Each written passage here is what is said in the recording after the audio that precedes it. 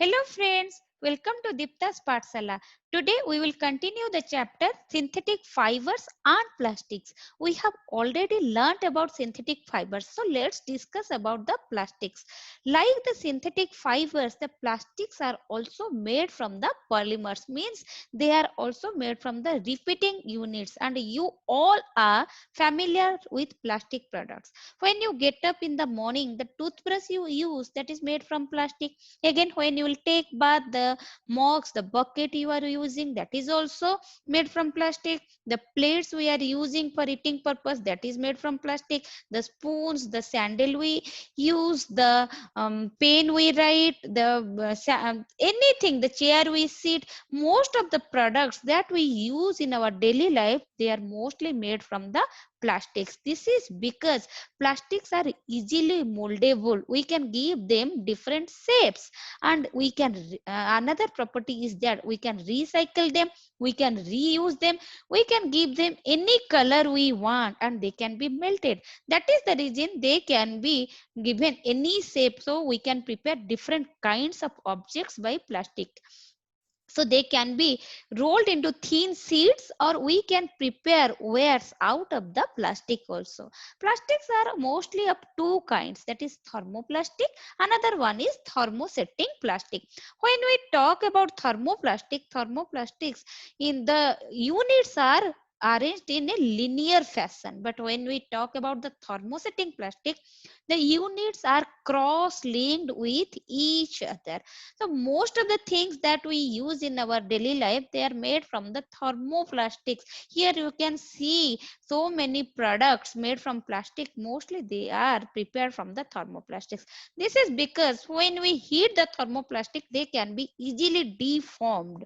They can be melted easily. That's why we can give different shape to them. That is the reason they are highly recyclable, and they are very chemical resistant too, and we can give them superior finish. That is the reason we can prepare so many things out of them. One of the common example of thermoplastic is PVC, mostly used for, that is polyvinyl chloride. This is mostly used for making toys, polythenes, etc. Now moving further, let's discuss about the thermosetting plastics. Unlike the thermoplastics, if we will heat the thermosetting plastics, they cannot be melted. Once we will prepare something out of the thermosetting plastic, means once they are getting any shape, again they cannot be deformed on heating. That's why we cannot recycle them, and it is most difficult to give them a surface finish. Okay, so we cannot prepare so many things out of the thermosetting plastic. One of the example is bakelite, and use the electric switches, electric plugs, that is mostly made from the bakelite. Another example is melamine. Melamine is highly fire resistant. That's why we can use them to prepare floor tiles, and we can use them for preparing kitchenwares, and nowadays they are used to make fabrics. So that kind of fabrics can be used by the firefighters, because that is highly resistant to fire. Next, let's discuss about the why the plastics are now a material of choice. Because plastics are non-reactive, they don't react with oxygen or air. You can see when the metal objects, they react with oxygen. Some, for example, iron objects, when they react with oxygen, you might have seen some brown color deposit on them.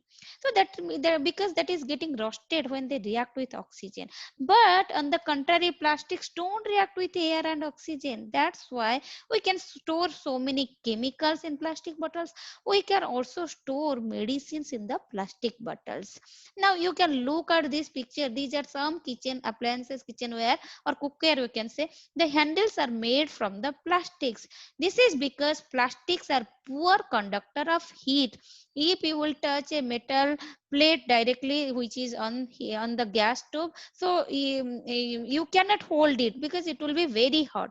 But as the plastics are very poor conductor of heat, we can use the handles by making it with plastics. And now you can see in the wires. Okay, this is the electric wire. The outermost covering is made from the plastic. This is because plastics are poor conductors of electricity too. And plastics are very light in weight, they are very strong, and they are durable, means long lasting, and mostly they are cheaper than that of the metallic objects. That's why we are using plastic products. And here in the kitchenware you can see the black color coating, that is the coating given by a Teflon. That is also a kind of plastic because they are non-stick to water, and they doesn't stick to oil also. Okay, now let's discuss about the impact of plastic on our environment. When we are throwing the plastic waste materials, means after using something made from the plastic, when that is not of any use, we are throwing it outside. So there, that are the waste of the plastics. So those waste materials are not environmental friendly because they are non biodegradable. They will not decompose easily, they take long time for its decomposition.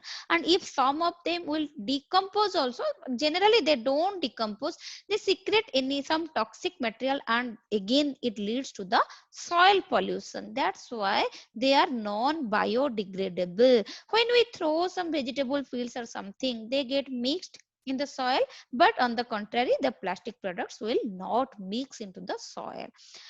Again, if we will think that it's non biodegradable, let's burn it. And if you will burn the plastics, they will release some poisonous gases that will again lead into atmospheric pollution. And you might have seen some animals, they are eating plastic bags. When we are throwing here and there, they don't know by mistakenly if they will eat along with their food, they cannot digest those plastic materials, so it may cause to their death. And again you can see here how a ocean animal, it is a tortoise, it is captured by a plastic net, and here the river is again polluted by some of the plastic bottles.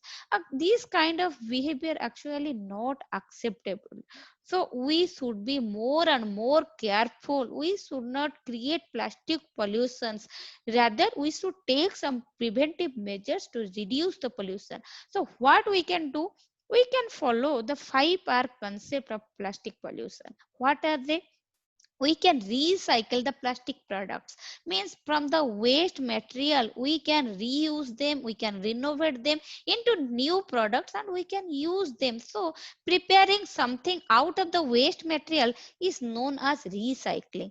Again, refuse means saying no.